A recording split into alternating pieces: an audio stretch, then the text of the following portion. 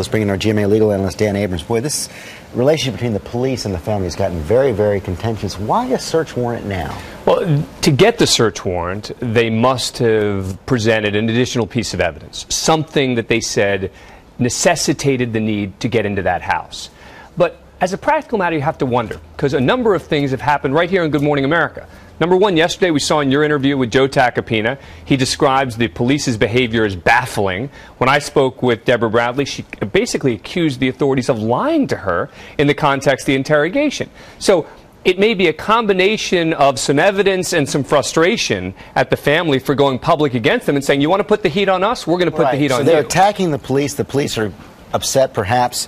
With the family, we also have the situation where the parents are only answering certain questions from the police. Yeah, and this is where her legal team, their legal team, has to make some tough calls. Ordinarily, if you're a suspect, you tell your client, don't talk to him.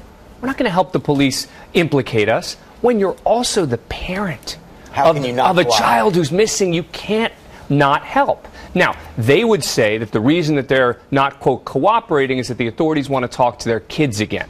They would say it's not about us, it's about our kids. And we don't want to subject them to that again. Yeah, the kids were asleep. What could they know? Well, the kid did wake up. I mean, the parents do agree that there was, the kids did wake up. One of the kids was in bed with the mother that night. So they definitely could have heard something, seen something, etc. Deborah would say, the authorities spoke to my kids already. I don't want to subject them to that again.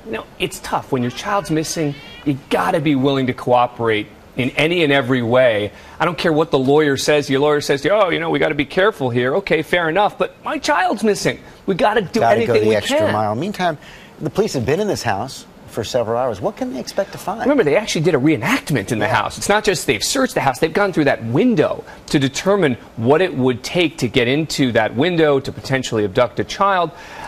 Unclear what kind of tip they got. Was it a piece of information that said, look under the sink?